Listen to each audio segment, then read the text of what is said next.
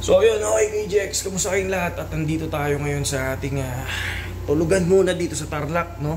So far, ano ba yung nangyayari ngayon sa market, mga lord? Ako naman tinitingnan ko pa rin, no? Nandito yung laptop natin. Pakita ko lang sa inyo para at least ready lang tayo. Pero tulad ng sinabi ko, ang hirap pumasok ngayon. Kanina nakita nyo yung biglang lumipad, no? So ayan, no?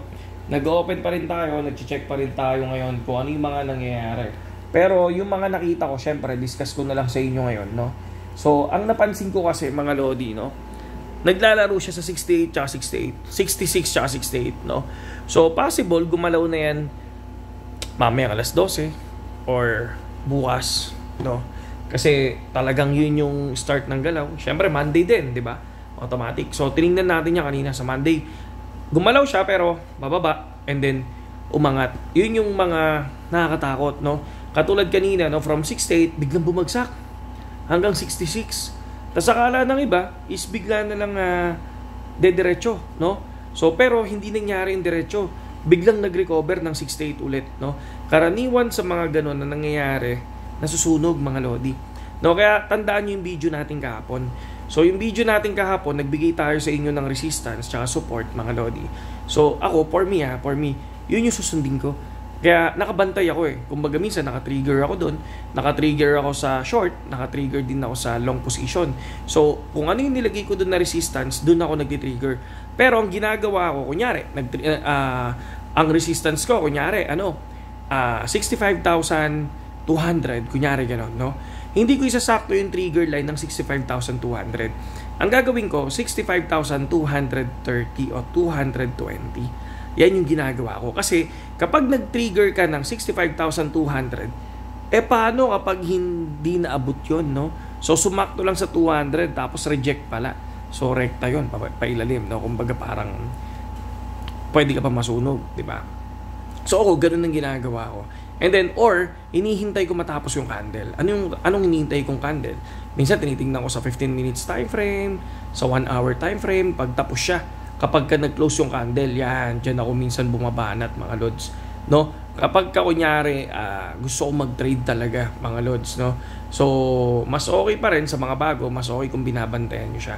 Kasi baka mamaya, hindi kayo kumbaga parang magugulat na lang kayo, wala na pala kayong pera, di ba? So, yun yung payo ko sa mga bago. Aralin nyo muna, no? Huwag kayo basta pasok ng pasok. Ang daming nagtatanong sa akin, daming nag-PPM sa akin, KGX, paano ba mag-open ng position? Ang hirap sabihin nun. Kumbaga parang mag-open ka ng position pero hindi mo alam kung ano yung risk na mangyayari sa'yo, di ba? So, kapag ikaw nagtanong, dapat may background ka na about cryptocurrency. Kasi lalo na yung pagka ganun lang, syempre, yung iba karaniwan, magtatanong sa yung ganyan ang gagawin, magtataya na kaagad, tatalpak na kaagad, di ba? So, ang hirap nun, kaya ayokong nagsasalita, ayokong nagsasabi ng okay, go, di ba? Pinapakita ko sa inyo minsan yung mga PM, di ba? Ang sagot ko lang, aralin nyo muna maigi, check nyo muna. Kasi yung parang simpleng pag-open position, hindi nyo alam. Di ba? So, ibig sabihin, kaya kayo nagtatanong ng ganun, sugal na yun. Sugal na yung gusto nyo mangyari, mga lodi. Pero ang channel ko, ayoko magturo ng ganun. Okay? Ayoko magturo ng ganun.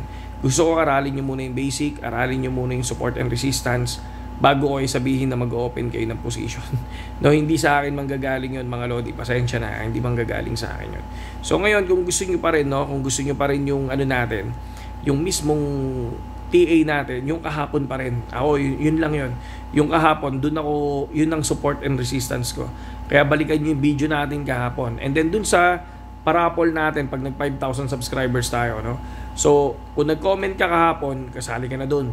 Kung magko-comment ka ngayon sa video, kasali ka na din. Kasi kung ilan yung comment mo, kunyari, nag-comment ka sa video ko kahapon, o meron ka ng 1 point. No, pag nag-comment ka ngayon sa video ko, meron ka ng 2 points.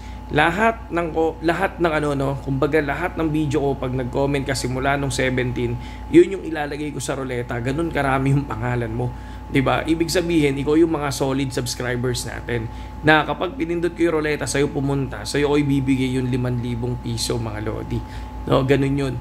Para to sa mga solid subscribers natin, mga lodi, no. Kung sino man yung mga nagko-comment simula nung March 17, automatic yan. kung ilan yung pangalan mo every time na nagbi-video, no? Isa lang sa bawat video ko eh. Hindi yung kunyari 10 yung comment mo doon, hindi. Isa lang sa bawat video. Okay? No? Saludo sa inyong lahat, KGX. Sa mga gustong pumasok sa BitGet, pasok lang kayo. Okay? Nandiyan yung link natin sa description.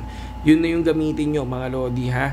Para kasali kayo sa lahat ng raffles natin, lahat ng premium ibibigay natin, mga Lods. Saludo.